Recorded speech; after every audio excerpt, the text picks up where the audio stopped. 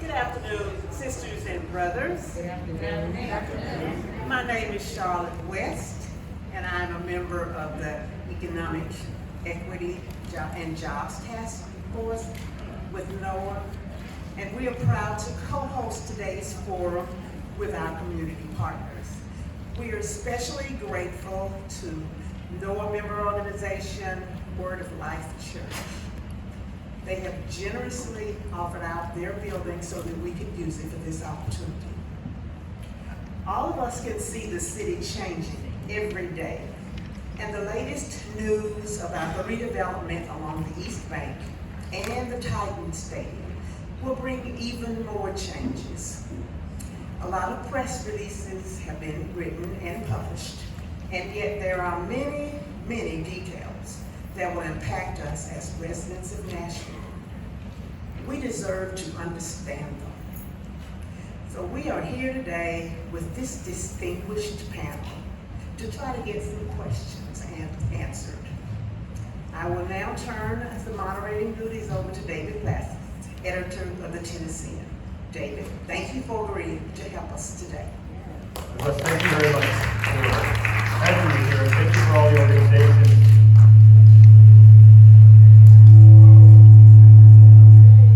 There we go. And thank you for all the organizations who organized this together. This is such an important community conversation. I love the title of it, A New Stadium for Nashville with question mark. This is a really important question because I think many of us have more questions than answers today, although these panelists may have more answers than I have for you today. So I'll briefly introduce each of them and then start with the questions. And at the end of this, we will have a community Q&A, and please think about what you want to ask. So first we have Paulette Coleman, who's an MDHA commissioner. Let's welcome Paulette here, and longtime leader in NOAA. We have Bob Mendes, at-large Metro Council member in his second term. And Mandy, Pellegrin, deputy director of the Sycamore Institute. I wanted to ask all three of you to please frame the issue of the Titan Stadium from your unique vantage points. And what are you hearing from either the community, your constituents, or the people that you talk to on a regular basis? Let's start with Paulette. Please frame the issue of the Titan Stadium for us. First of all, I will not discuss the issue exclusively in terms of the Titan Station. We're not taking a comprehensive look at East Bank development that is just economic, and equitable, then we don't have a conversation. Because if you focus only on the Titan Stadium, then we don't get very far. If I were to say what the focus should be, it would be people and affordable housing. Yes. I would also say that the people, and they are a variety with whom I've spoken, are wondering how will we ever be able to direct the enthusiasm, the money, and so forth and so on that has gone into the development of our sports complex here in Nashville, the totality of it, not just the Titans, to things like affordable housing, livable wages, etc. So that's just a very important factor to me. And I would also say, I also fully embrace the UN Declaration of Human Rights of 1949 that described housing as a fundamental and inalienable human right. So it's not just a local or a national issue, it is an international necessity because it impacts so many other things. I have other things to say about it, but we can probably cover them elsewhere. Councilman, thank you. Councilman, you've written quite a bit about this in your blog, you shared it on Twitter. Can you frame the issue for us from your vantage point? Sure. So to start with, so this is the biggest project in terms of dollars that the city's ever participated in. The convention center cost $623 million, and we're talking about $2 billion here. So it's a big deal. And so far, like all economic development deals, before the terms are actually announced, it's a private conversation between the mayor's office and the party involved, the Titans. And so in the council, we're in the same spot that the public is right now. We might have front row seats to watching the negotiation, but the public and the council are in the stands watching, waiting for the negotiations to come to an end so we can find out what the actual deal is.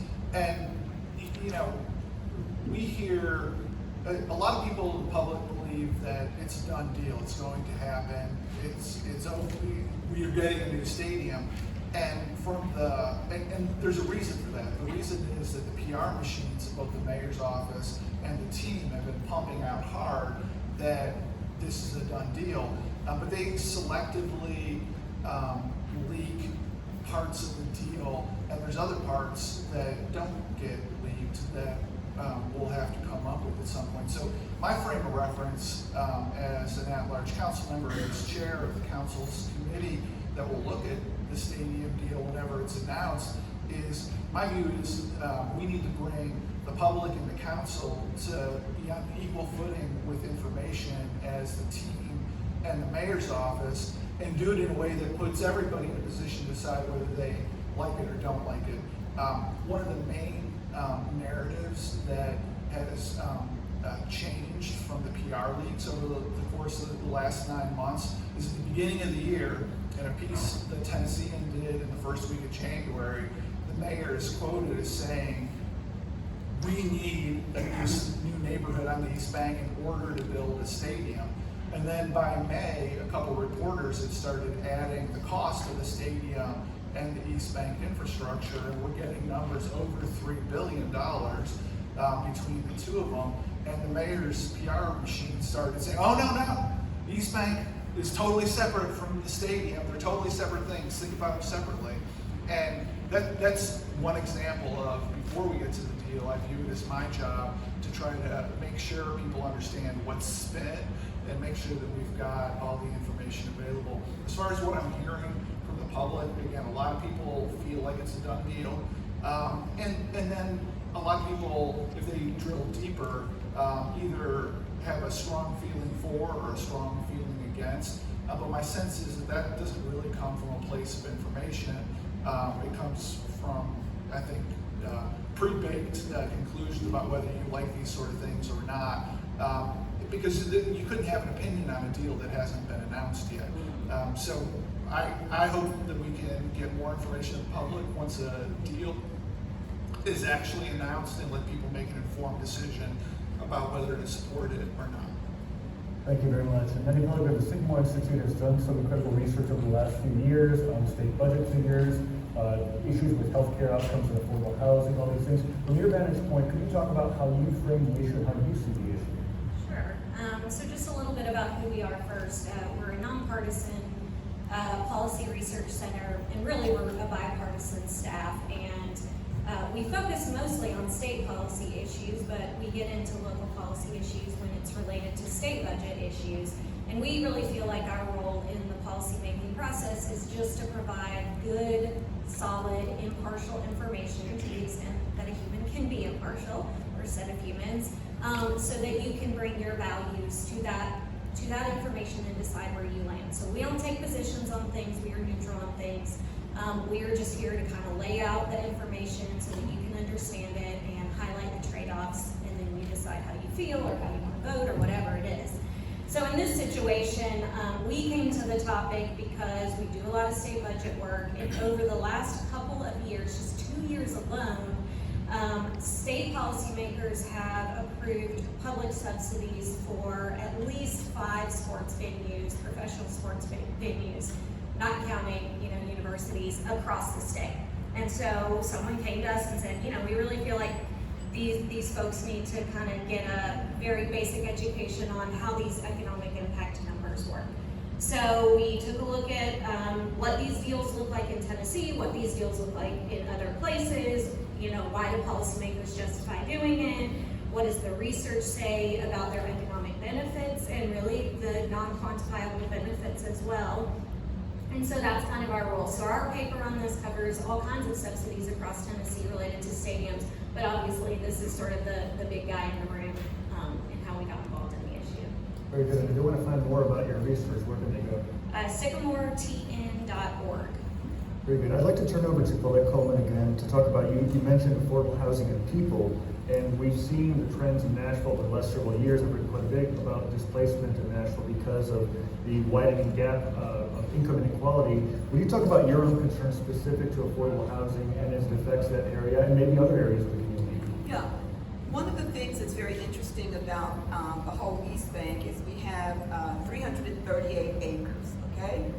And 230 of those acres are asphalt and industrial kinds of things. So they're not a lot of residences. And even in the imagined East Bank, they said there were 0 housing units in the East Bank. Now, that bothers me a bit because Casey is a part of it, and there are considerably more than 0 units. There are approximately 12,000 people, however, who live within a half-mile radius of the East Bank. So what does that mean? On one level, we could say, well, there are not a lot of people being displaced, but the other piece of it is that the impact of the redevelopment of the East Bank just isn't going to occur in the East Bank. There are going to be ramifications in the surrounding area. So for example, east of the East Bank, you have Sycamore and Napier. Okay, so what's going to happen there? Even if we just look at the area encompassed by the East Bank, we all know the traffic, we all know all of these other things that exist at Nissan Stadium now. So what are we going to do about that? The other thing that's problematic for me about the plan for the East Bank, and remember, I'm a proponent of comprehensive economic community development. It does not occur in isolation. In addition to that, if you look at the report very carefully, it talks about it will have 20,000 units of housing, okay? But if you go further, it says 20% or 4,000 will be affordable. Well, when you look even closer, they're going to be 500. Again, this is the early proposal. Could you hold the microphone? Could you hold the microphone closer, and I think that'll stop the sound. Okay, thank you. There you go. They're going to be 500 units at 30% of AMI, 1,500 at 31 to 60% of AMI, and 2,000 at 61 to 80%. AMI is area median income, and that's a term and a process that HUD uses for determining affordability. But even in the numbers that are there, they're only going to be 4,000 of what may be called generously affordable housing. So that's a big concern to me. In addition, when I looked at the 4 components, Nissan Stadium is proposing 90 acres with 0 units. Oracle is having 70 acres with 0 units. Casey Place has 63 acres, and they're 2,390 or 2,400 units. And then the 111 North has 15 acres with 0 units. So even in the preliminary planning and even in the documentation that we have, there is no provision for anything more than approximately 2,400 housing units. So that is of grave concern to me, because very frequently where you start is where you end up. In Amen. Projects like this. So the other thing that is of concern to me are the projections of the jobs.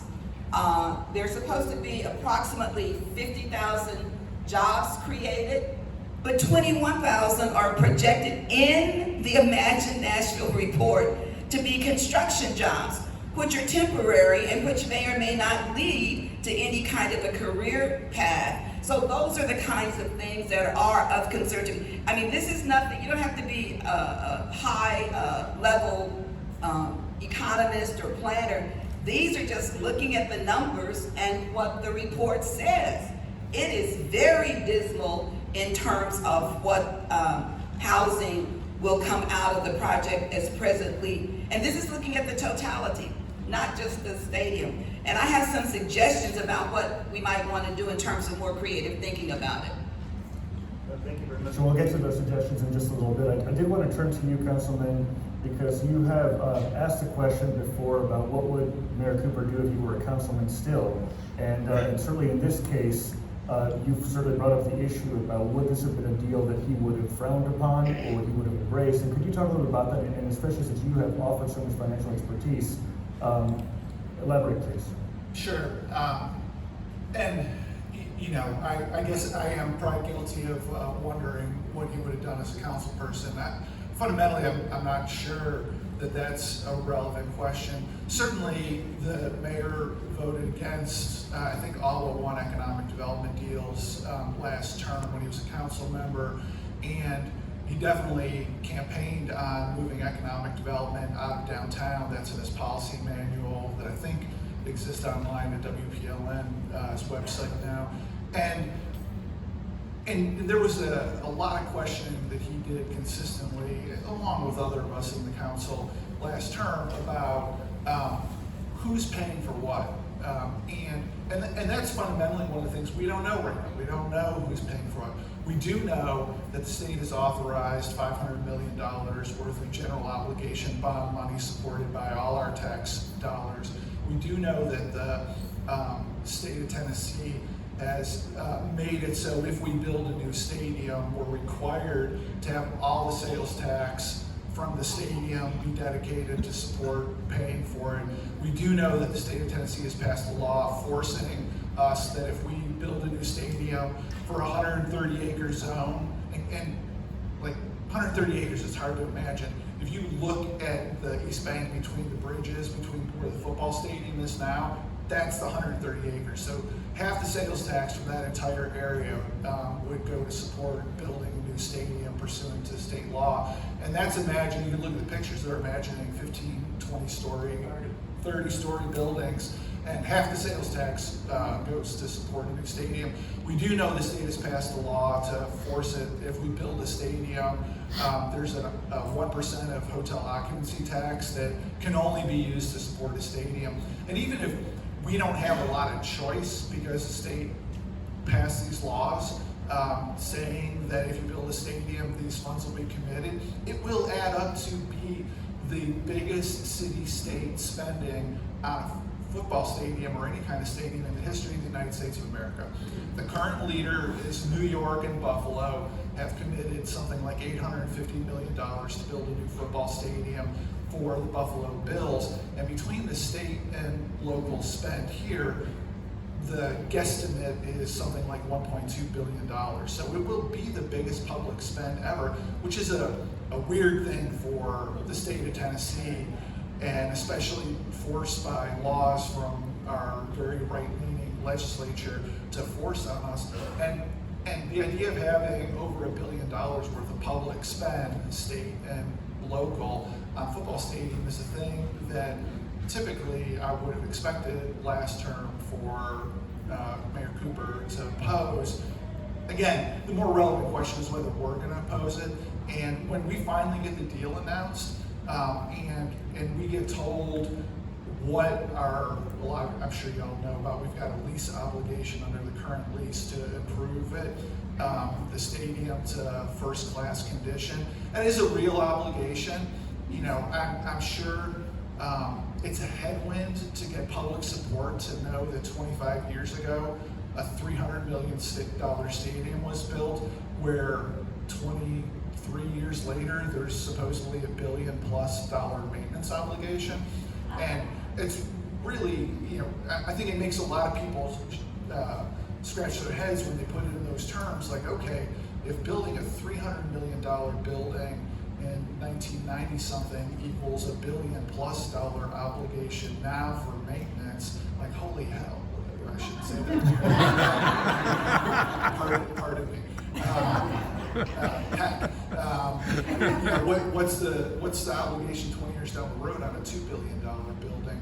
And these are, you know, put this in the question category. You know, put this in the, you know, we don't see the news leaks about this, but people are going to want to know about that. And then separately, there's supposedly going to be $500 million, $700 million of non-stadium infrastructure in the East Bank area that will have to come out of general obligation bonds, a purely metro obligation. And these are just really big numbers, the biggest public project ever in the city of Nashville, other than maybe the Ford plant, the biggest public project ever in the state of Tennessee. And people are gonna wanna kick the tires hard about it. Thank you so much. And Mandy, Pellegrin, I wanted to talk to you a little bit about the state budget itself, because the state has certainly pitched itself as a conservative, leaning, fiscally conservative state. And I'm not asking you to talk about the politics, but rather about the reality of the numbers. In the last several years, we've had everything from different economic development deals like Amazon, like Oracle. We've had federal money because of COVID. And so could you help us understand, whether or not, first of all, the state is in a position to further invest in these economic development projects, and what the forecast is in the years ahead? As David said, the state has always been fiscally conservative, even when Democrats were in charge. When it comes to the state budget, policymakers have always been quite conservative. So we have a balanced budget requirement. So if you don't project your revenues accurately and you end up with a deficit in the middle of the fiscal year, that means you have to end up cutting things in the middle of the fiscal year, or raise taxes in the middle of the fiscal year, which nobody wants regardless of what side of the aisle you're on. So you err on the other side, right? You under project your revenues, you end up with large surpluses, and you can still spend those dollars. It kind of delays your multi-year investments by a year, but you end up with a surplus that you can spend in a one-time way. So going into the pandemic, sort of keeping with the trend, the state was very, very conservative on budgeting for the next year as the pandemic hit. Kind of froze everything in place, planned to cut back a lot of things, planned to draw on a bunch of reserves, and in the end, the economic impacts were pretty swift, and then we had massive amounts of federal money being pumped into the economy. So what ended up happening is the state's revenues did not get impacted in the way that they thought that they would, and so they ended up with very large surpluses over the last couple of fiscal years, and already a surplus into this fiscal year. So there has been a lot of sort of one-time money available to do things like pay for the incentive for the Ford plant that you talked about, put money into capital projects, and this is one of those things. It's $500 million. Well, I actually say that, and it is not used from a surplus. It will be funded actually over the next several decades, $55 million a year until this $500 million bond is paid off. But that $55 million is coming from this surplus. So. Thank you very much. I want to continue just in terms of the issue of where the money comes from. Stand Up Nashville recently released a report showing that people were not supportive of a publicly funded stadium. So this is the question. We talked a little bit about the fact we have state money, we do the bonds, we have city money, maybe $700 or $800 million in private money. And so the issue is not as much the stadium as it is who pays for it. And this is a question for all of you. And I invite anyone, perhaps first the councilman, and then if anyone else wants to comment about that. Well, in this thread of, I view my job as to, especially before a deal gets announced, to try to call some balls and strikes on the spin. I'm making a little bit of progress, but not a lot. But what you hear from the parties in the negotiation is that this is essentially found money. The public spend is found money. Like, it's a parking lot now, it's no sales tax. If we get any sales tax, that's gravy. And we'll hear the same thing when it comes to wanting to issue several $100 million worth of GO bonds for infrastructure around the stadium. It's a parking lot, it's not earning any property taxes, it's all free money, it's all found money. And that is fundamentally, and I invite anybody to Google the academic research on this, going back 30, 40 years. It's, if you ask economists, it's bunk, it's nonsense, it's words I can't say in this building. It is not true. When you build something from scratch, it's not just found money. And I sit in my office, in my law office in the Pinnacle building, and I eat lunch now on the downtown side of the river, and my sales tax for my lunch gets captured into paying for the convention center now. if we go fast forward 6 years and I go walk across a pedestrian bridge and buy lunch on the other side of the river, I take my sales tax money away from the convention center into paying for a football stadium. If somebody is gonna stay now in the Omni and their 1% or whatever their sales tax is goes into the convention center capture pool and they go stay in a new hotel across the street, then the money goes over there. It's not found money. It's not found money. And that's a thing that no matter, so first of all, the idea that it's free to Nashville, the general taxpayer doesn't have to pay for it, is fundamentally false, and I invite anybody to look at the academic research from economists on this. And I think we actually have somebody more of an expert on it than me up here. And then further, I'll get back to the thing I said before. No matter how you slice it, this will be the biggest public spend on a stadium in the history of the United States of America.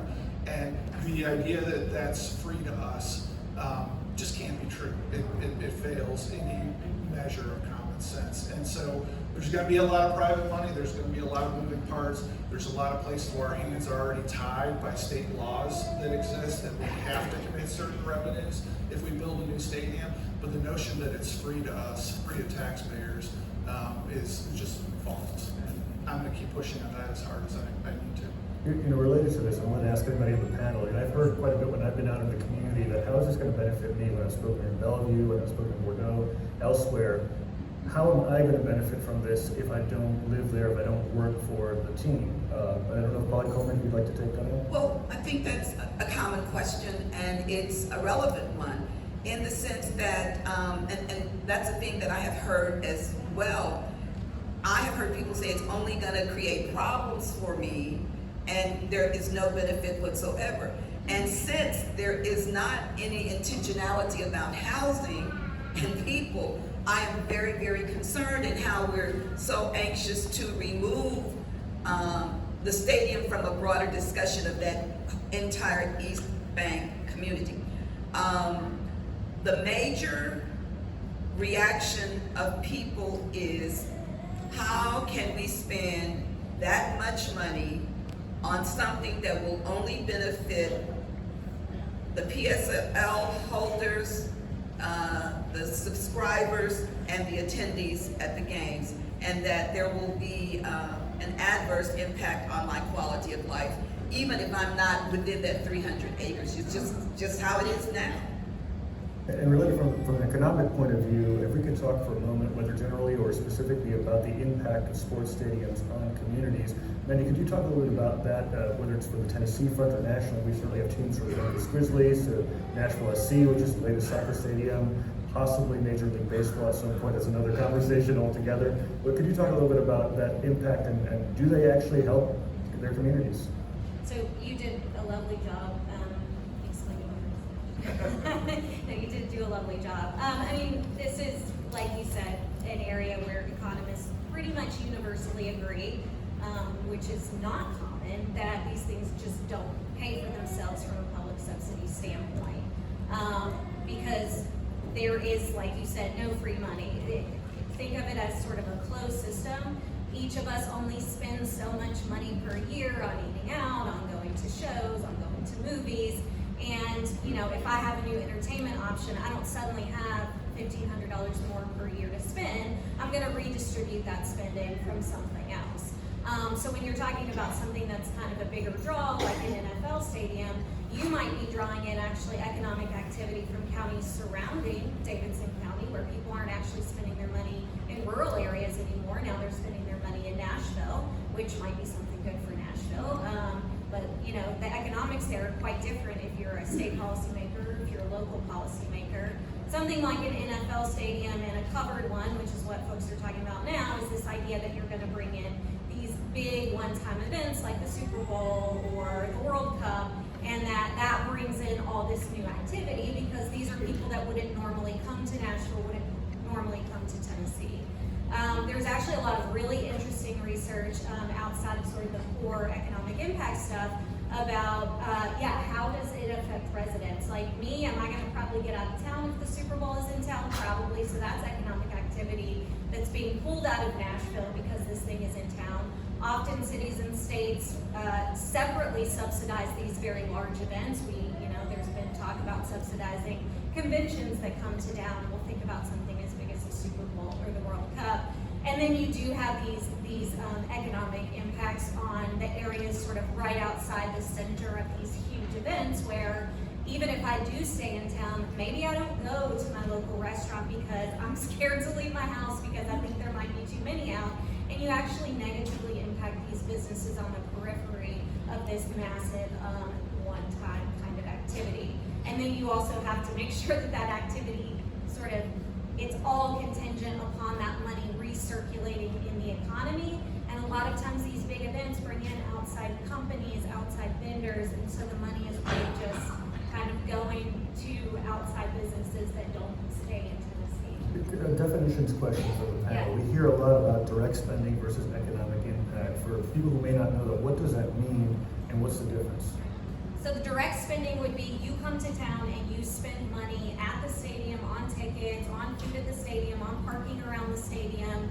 Then you have your spending that's associated with your trip to town or your trip to downtown, so at the restaurants there. And then the idea is, okay, so you have more activity, more business for those restaurants. Those restaurants are hiring more employees, they're buying more supplies from suppliers, and that's good for those people, and the employees are making more money, and all this money is recirculating within the economy.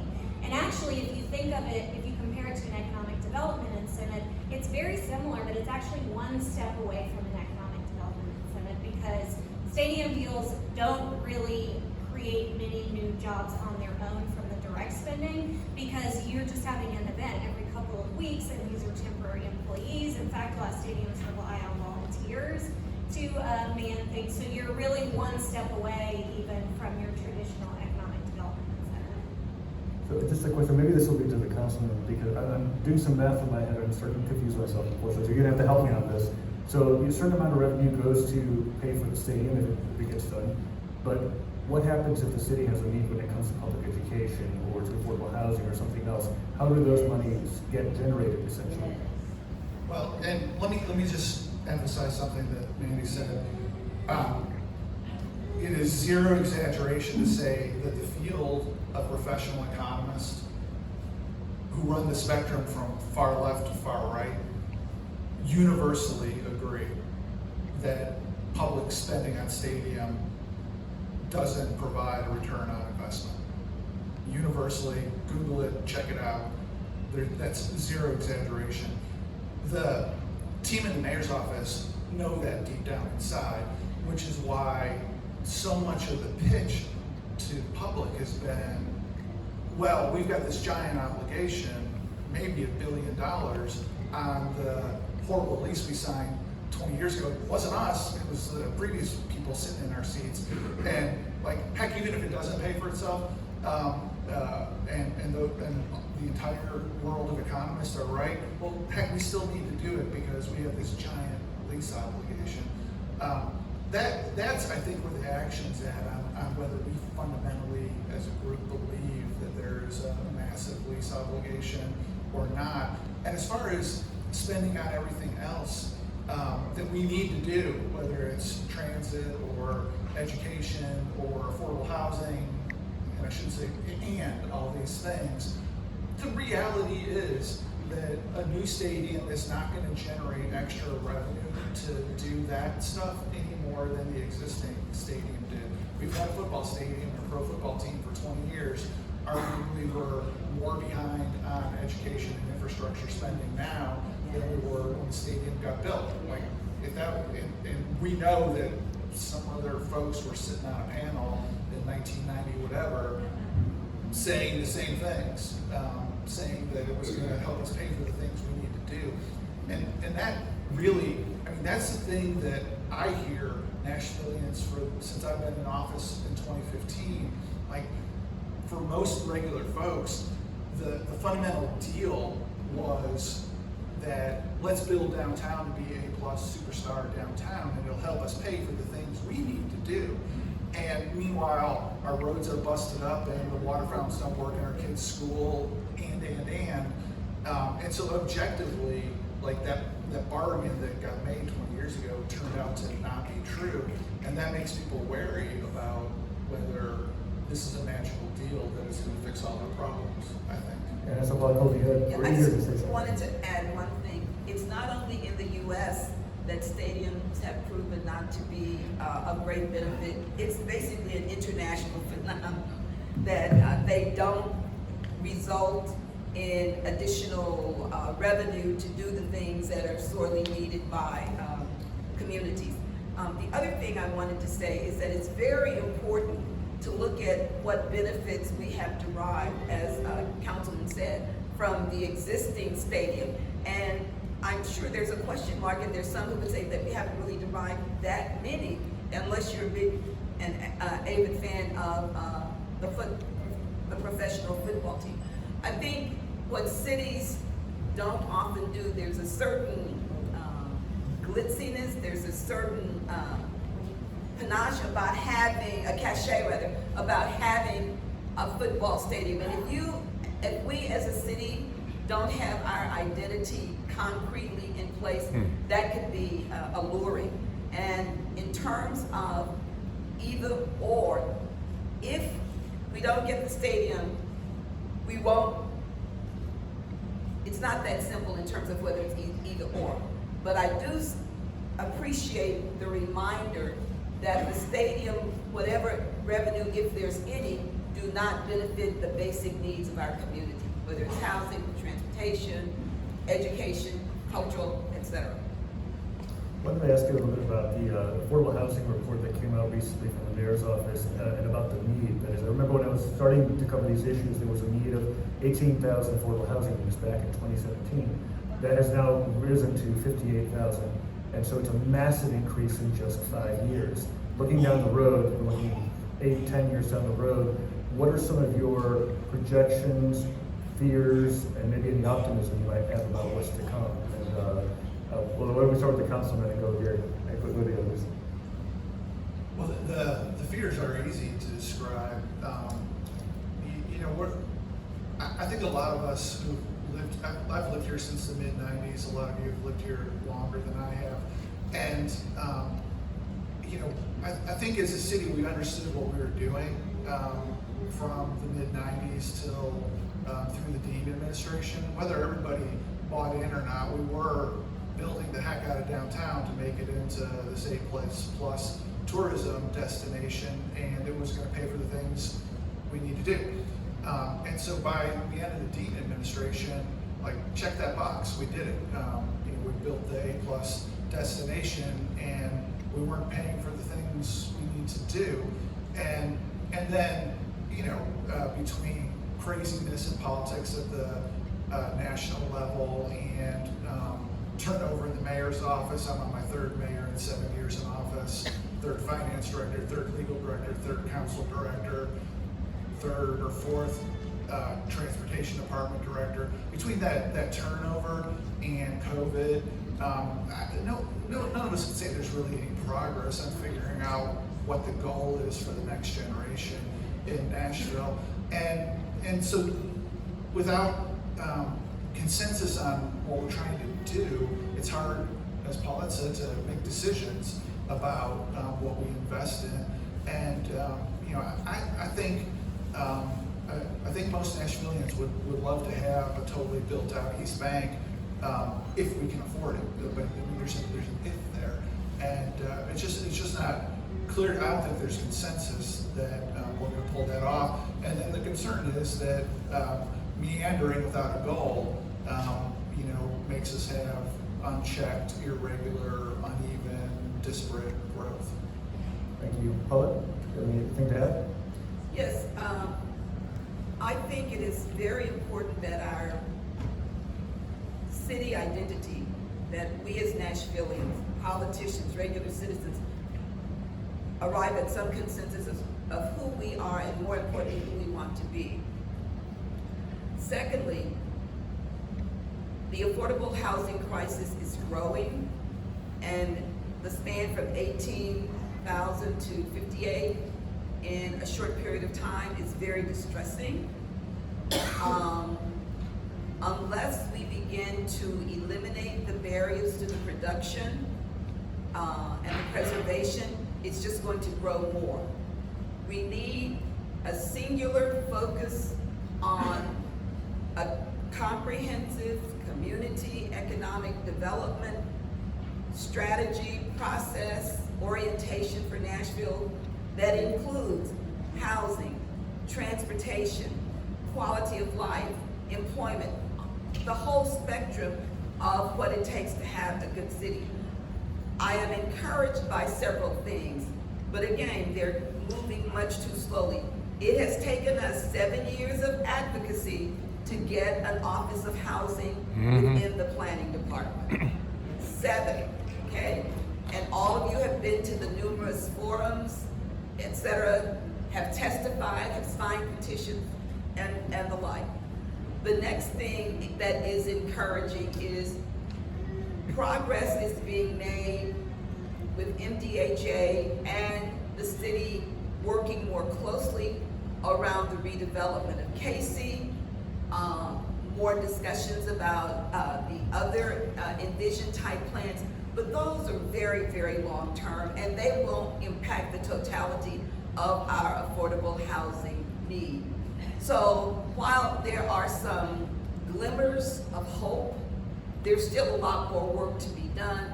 And for me, sometimes I think of the stadium, not necessarily East Bank development, as a distraction to the overall needs that we have that will greatly benefit our citizens. I'd like to ask Mandy a little bit about economic forecasting. So we know there's been a lot of interesting data with regard to where our economy is going. We've seen a decline in growth in the American economy. We've seen interest rates go up again, another 0.75%. There is belief that there could be a recession at some point in the near future. What does this mean for the economy of Tennessee and Nashville as we try to plan for our growth?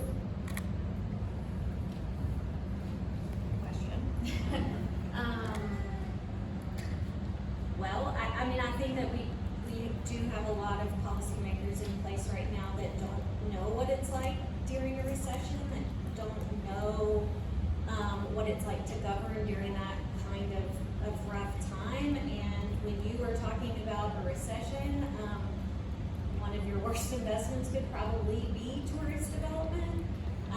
And so, you know, we have had the longest period of economic expansion in at least a century, and so I think that gets policymakers very comfortable with the state of revenues, with the state of policymaking, and everything feels like an opportunity.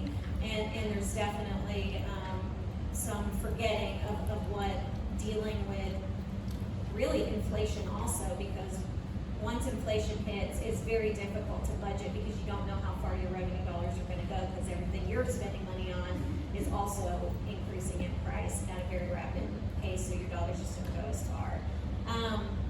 I mean, I will add that, you know, when we explored this topic, we kind of, you know, most of the pages are dedicated to reviewing the economic evidence. We do acknowledge that it's not always just about the numbers. I mean, if you listen to the debate on this topic at the state legislature, for example, you will hear a lot of the stuff about the economic impact, which is really gross impact and not net impact. But, I mean, there is some political argument to be made of just, you know, if this is a thing that Tennessee wants or that Nashville wants because it wants to be an NFL city or it wants to be a Super Bowl state, then I think, you know, that's fair. Policymaking is not all science. It's a lot of art as well. I think, you know, from our perspective, we just like to see things kind of treated fairly, and we'd like to see that acknowledgement that if this is a thing that we want and we're willing to spend money on it, and we're willing to not spend that money on other needs that we might have, then that's perfectly acceptable, perhaps, if that's what your constituents want as well, but that's something that we should acknowledge, and acknowledge, you know, what kind of Nashville that makes us and who that makes us for, and how that affects our other priorities. Well, thank you very much. I'm going to go to one more question from me and then open up to the community Q&A. I do want to acknowledge some of the elected officials in the room. I think we have at-large council member Sharon Hurt, who's here, and at large, Councilmember Berkeley Allen, you have Solfat Slora, Brett Withers, I believe, is here, Jenny Welch is here, and Emily Benedict is here, and so, anyone else? Oh, Freddie O'Connell, of course. Russ Bradford. Oh, I'm sorry, Russ Bradford, I Aaron apologize. Evans. I'm missing Aaron Evans, I'm sorry. Who am I else on this list? Quincy Toombs. We have a quorum. Well, let's vote. Delisha, Mr. Porterfield, I'm sorry, I apologize about that. we're looking out for you. Joyce Stiles. Didn't recognize you in the mask, Councilman. So, but thank you all for coming here. This is a very important conversation, and there are many more answers that we need. I think that's one thing we found. So this advocacy work is so important. So I commend Noah, Nashville, SEIU, all the different partners you have that have been a part of this to make this happen. So I wanted to ask you about what lessons we've learned or haven't learned from the Nashville SC Stadium building, which opened just on May 1st. What are the things that we see as areas that we need to ask these questions? What are areas that worked relatively well to help guide this process if this conversation continues?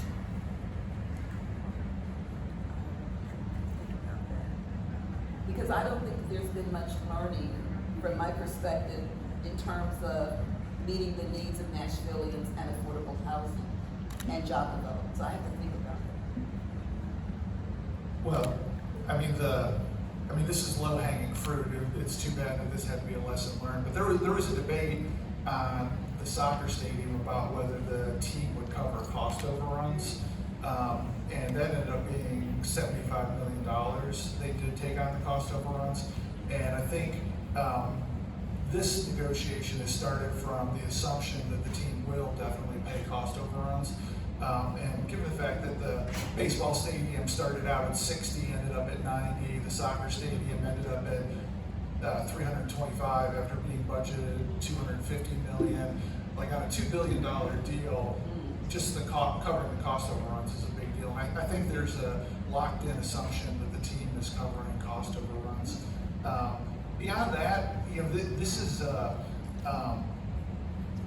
frankly, this is 8-9 times the size of the soccer stadium deal before you get into the infrastructure for the surrounding area.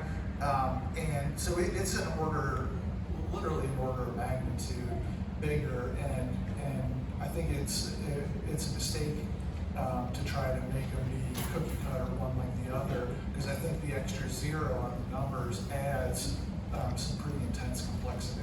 And just adding to that, there was a conversation of community benefits agreement as well, Nashville SC. Has any of that come up as part of this discussion from what you've heard? And I'm sure from the side of the labor unions that has come up, but if that has been an issue policy-wise. I'll do a straight talk express on this. For the soccer stadium, there were some votes that required 27 votes, and due to fairground specific things. And the football stadium will require 21 votes, not 27. And I would argue that there ended up being a community benefits agreement because there were enough council members in the council who wanted it to make a 27 vote threshold impossible without one. And it's not clear where the council will be on that. And if the council doesn't force it, I think the team's intention is to provide what they consider to be a voluntary package of community benefits that is not a negotiated thing or subject to a written agreement. And so all the action is in the council last time, they couldn't get to 27 votes without getting a community benefits agreement. Can they get to 21 votes without one? I think probably so. At least the team thinks so, because they're intent on offering a voluntary package rather than entering an agreement. Well, thank you very much. With that, let's open it up to any community Q&A you might have. I don't know, we have a microphone or, there we go. We have note cards. We brought up here. Thank you. If you have any questions, please feel free to grab those.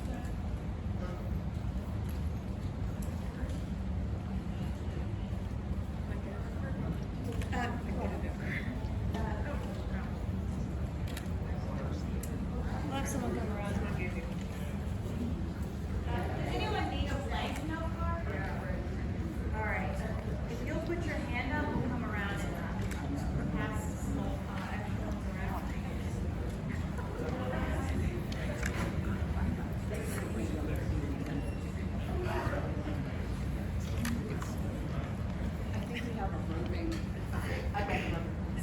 want to ask a question on their own, or we have some that we can read from the crowd? You want to ask yours? I think I can turn this mic. Just speak real loud. Okay. Do we know who's advising the mayor, considering he doesn't have an OCD or ECD director and hasn't had a So the consistent? question is, do we know who's advising the mayor, given that he doesn't have an ECD director? And what does ECD stand? Economic Community Development, right? And I believe there's an announcement of a new director, wasn't there? Coming October 3rd. Right. So Mayor Cooper is treating the Economic Development Office differently than previous mayors. Previous mayors have treated the Economic Development Director as their chief negotiator in large economic deals. And Mayor Cooper has treated the office, asked the office to focus on small business economic development, largely because I think he's directly involved in doing negotiating himself more so than prior mayors. There's a deputy mayor, Sam Wilcox, who joined the office last March, I believe is involved in negotiations. Metro Legal is involved. They've obviously been involved in different stadium deals. There's, I think, 2 different outside law firms that are advising, one in town, one out of town, that's got experience with stadium and real estate developments. I think that's largely the team, along with a dose of the planning department for the East Bank ramifications and the finance department about how to pay for it. Perfect. We have a lot of wonderful questions here. So, the first one is, can a public referendum be forced before approval? The answer is no on that. State law is designed to allow public referendums for general obligation bonds, but not revenue bonds. And the original stadium that's there now was built with general obligation bonds, for which there is an opportunity for a public referendum. With Sports Authority revenue bonds, state law does not have any mechanism whatsoever for a referendum. So based on what we know about the deal, there's no referendum opportunity for the stadium. Now, depending on what the mayor ends up announcing for paying for the non-stadium infrastructure on the East Bank, that theoretically is got the potential to be subject to a referendum. The next question is, Nashville built a new convention center during the last recession. Construction provided a lot of jobs and the recession ended, and then the designated sales taxes paid the bonds and created a surplus. Is it possible the economics of this could work similarly? So, the commenter makes the point that the revenue pool that was created to pay for the convention center started generating massive surpluses, more than anybody would have wanted, mostly because nobody imagined that downtown would be what it's become. And so the question is whether the same thing could happen now. I think not. And part of that is a component of the deal that the public hasn't really heard about yet, because the team and the mayor's office have chosen not to talk about it, is these revenue streams about the sales tax and the 130 acres and the hotel occupancy tax are designed for this deal to not just pay for the stadium, but to pay for capital improvements into however long that stadium is around.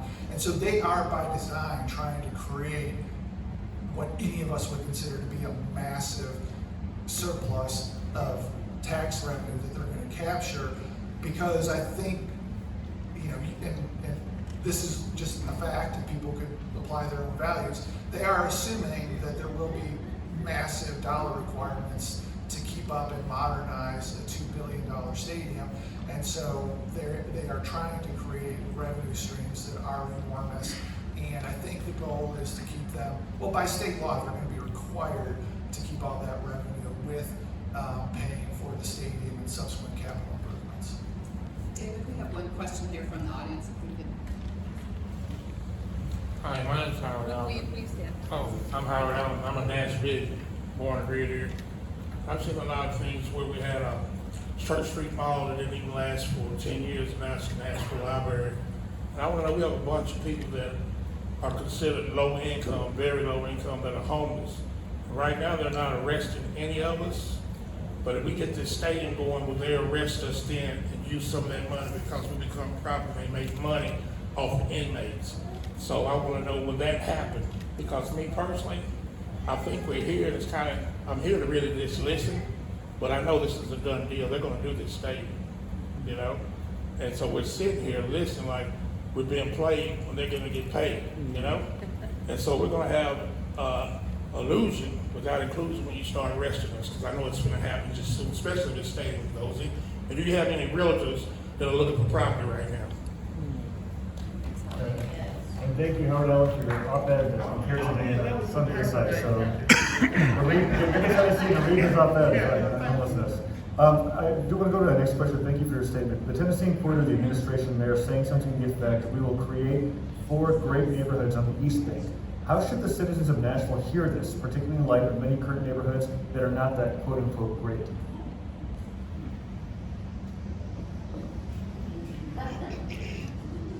Paulette's gonna have a better answer. I mean, I got an answer.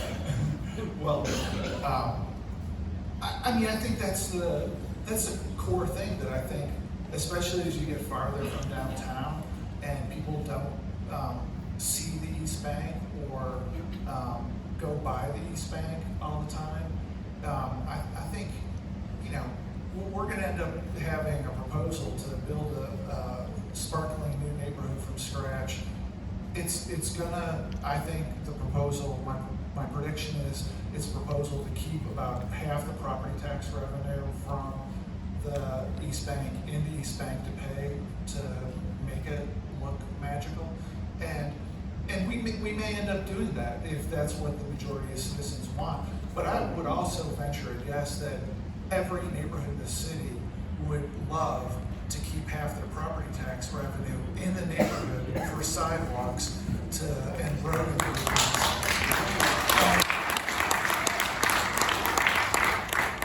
And we all know that's impossible, otherwise the city goes broke. And so one of the things we'll have to wrestle with is do we want football where the average cost of attendance for a family of 4 is $800 a game, and again, scientific studies, not mine, show that the people who buy tickets are, you know, above average income levels. Is that what we want to invest that money, or do other neighborhoods get a shot at keeping half the property tax at home? And I mean, at this point, I'm just asking questions, but it reflects what I hear from folks. And in that vein, Paulette, I wonder if I could include in this conversation, having studied Nashville's history where people who lived in Cleveland Park, or McFerrin Park, or even Shelby Park, it was a far different community economically than it was before. You've seen displacement, especially of communities of color. And could you talk a little bit about in terms of how we frame our own narratives in Nashville, given the fact that you may see a substantial demographic shift if these neighborhoods come? I think how we're framing. Please put the microphone up. Sorry. I think how we're framing our narrative now, if you look at the Imagine East Bank proposal, it's really inspiring, it's really encouraging, but when you get beneath the surface, there isn't very much that's gonna benefit Nashville as a whole. And that's the problem, that we take a geographically targeted, so for example, we started with downtown. Now we're expanding it to the East Bank, and we're forgetting about those communities that already exist. Gentrification is very, very real. I'm encouraged in terms of East Bank having more possibilities because a significant part of it is not habitable land, or it's not, there are no residents, is a better way of saying it. So all of this for me, again, with my people, housing, equity, and justice focus, is very troubling. And there's no way that we can begin to have a portion of property taxes go only to that area. I mean, that begins to get into segmenting and dividing, and that's not just a good way to do it. We've done it though with regard to downtown, and the question is, do we want to continue doing it? Thank you. We have a question from Lawrence Vanderberg. Are you here? There we go. That's a great question. Thank you. I'm in second grade at Warner Elementary. My question is, why can't the city invest $2 billion in my school?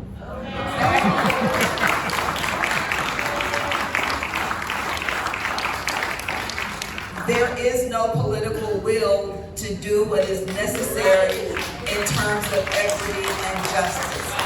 For whatever reasons, and it's not unique to Nashville, we derive more pleasure, more, more identity, affirmation when we have all of these glitzy projects as opposed to taking care of the basic quality of life issues that impact us. That's the problem.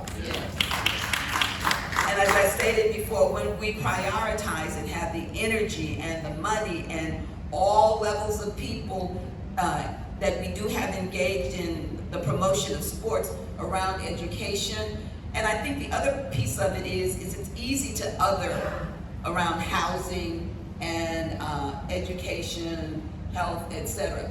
Because those people who are beneficiaries of things like the stadium, they have good schools. Or they send their children to private school.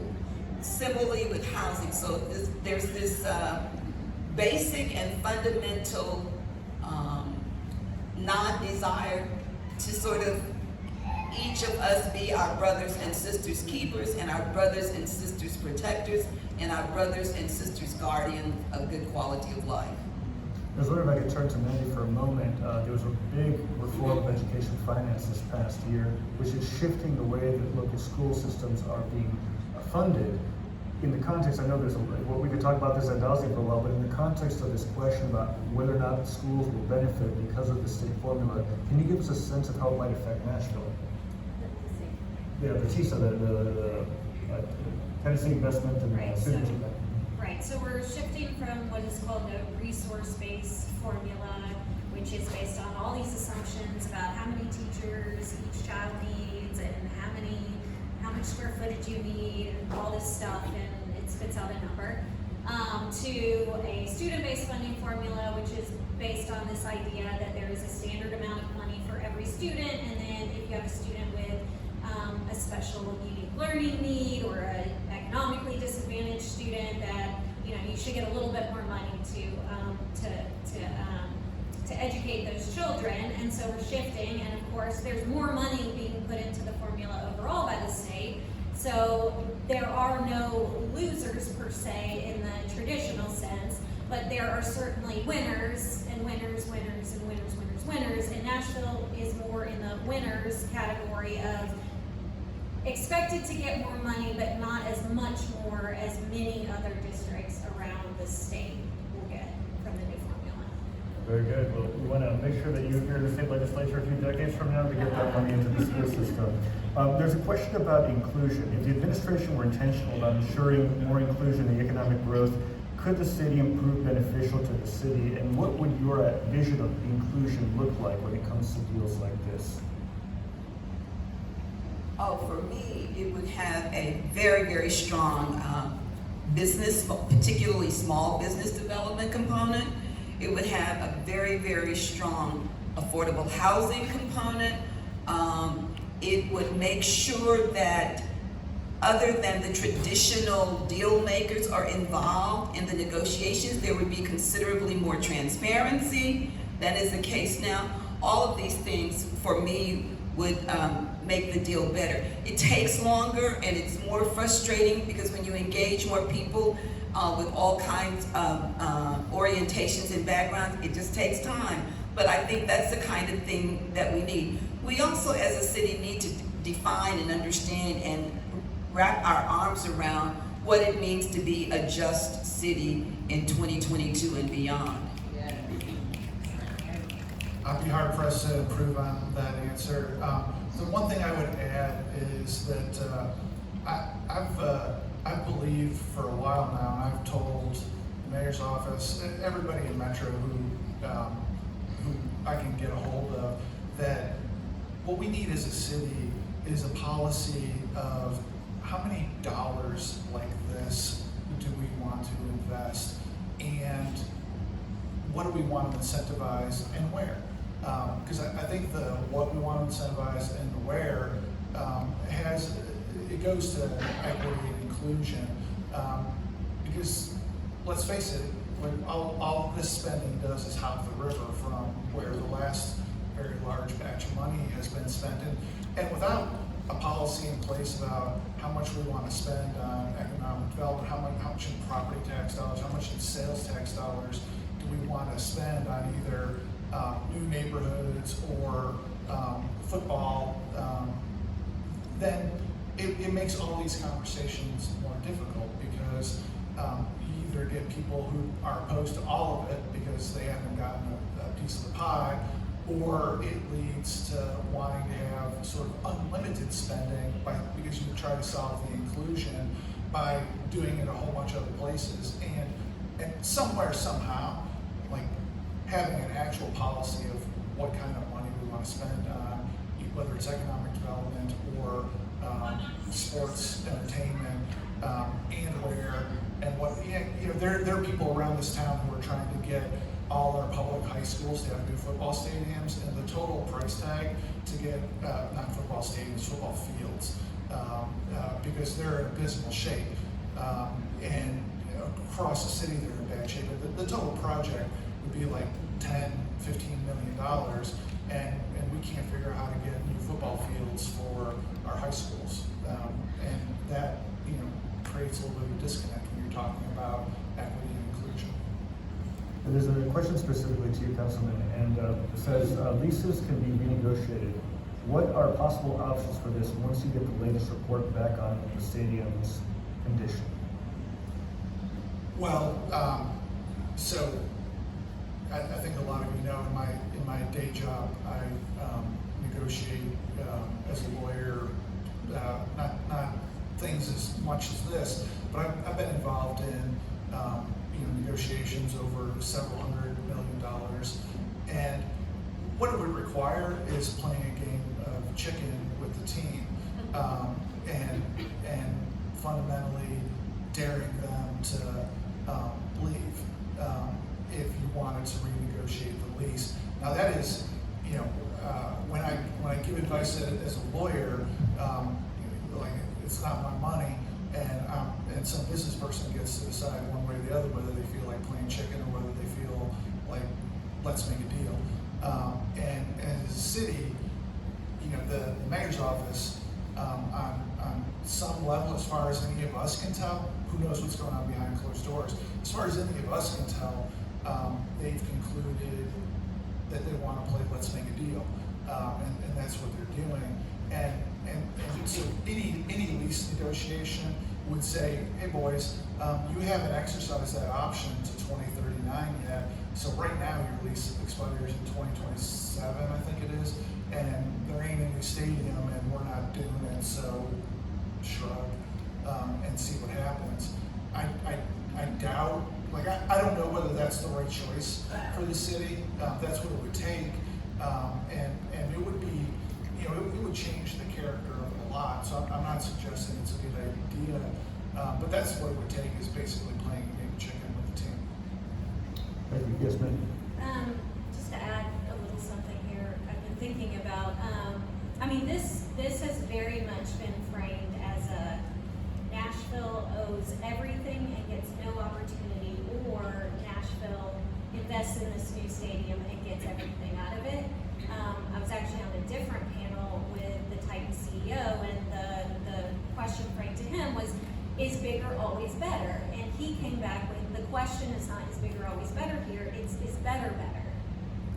Because it is very much framed as we pay $2 billion as a city to bring the old stadium up to snuff, and we get no access to the parking lots because that's what the current lease looks like.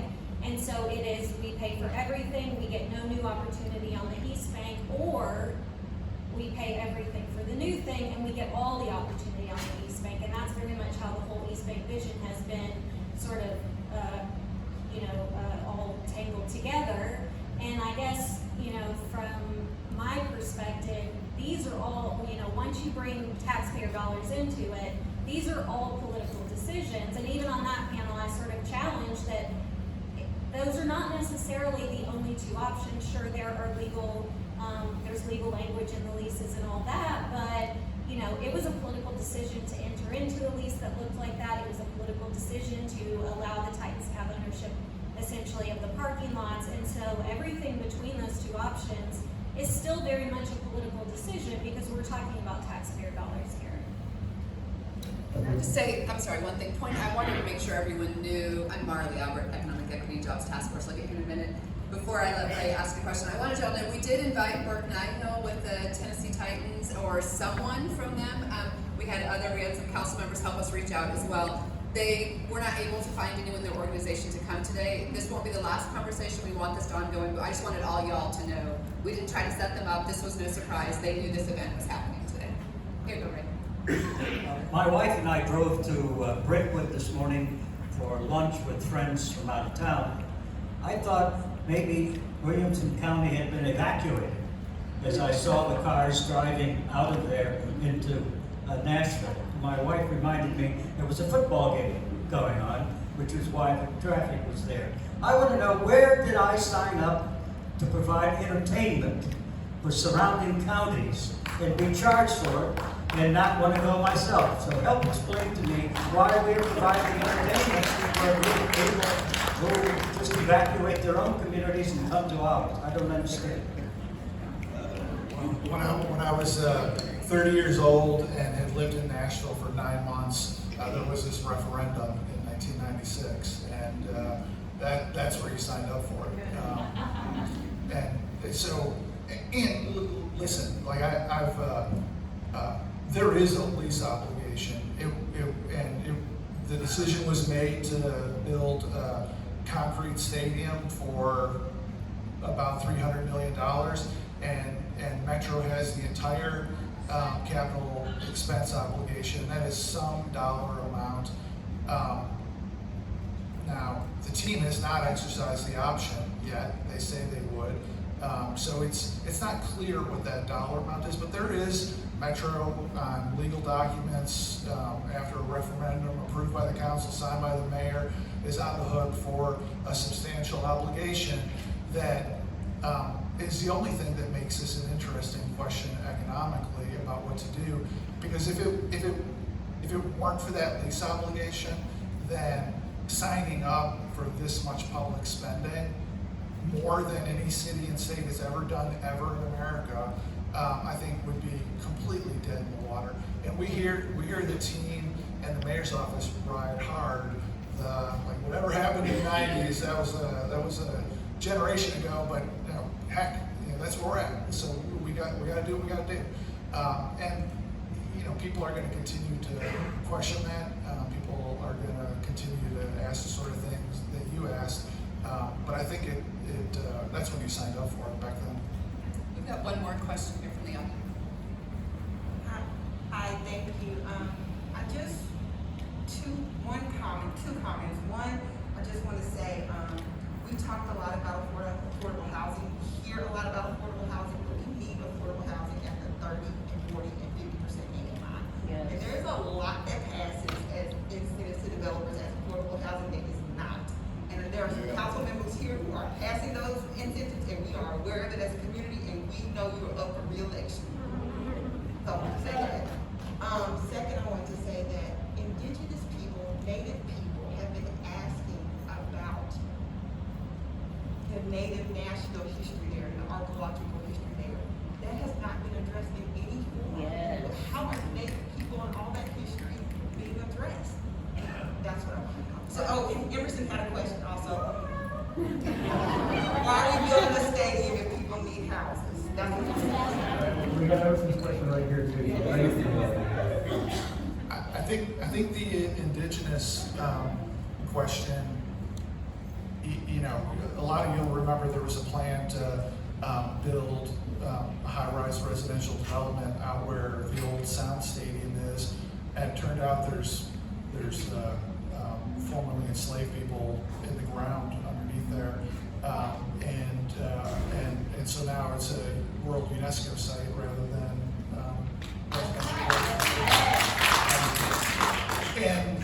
and like this is not something I'm an expert on, but I understand that as different parts of development have happened, with the interstate went in over there, there's a record of there being indigenous sites on that side of the river. Now the whole thing is concrete, but it's a pretty thin layer of concrete, and so it doesn't go below ground, below grade.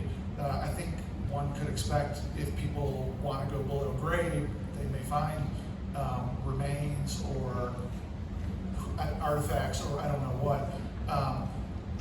Unlike out at the Sound Stadium, I think the idea is going to be to build up. It's a floodplain too. It's a floodplain since the inception of eternity till now. And I think the planning department plans on getting into a higher grade, which may keep people from digging too far into the ground. So it's definitely an issue that I think is going to have to be watched. I think state law is actually such that if contractors run into remains or artifacts, that they have to stop. So I don't know much about it beyond that. I know that we're coming to the conclusion now. We want to thank everybody for their questions and for their comments. I want to turn it over to our Williams team. Just to take us to this conclusion, first of all, I just want to thank all of our panelists, Paulette Coleman, Bob Mendes, and Mandy Pellegrin. Can we give them a round of applause?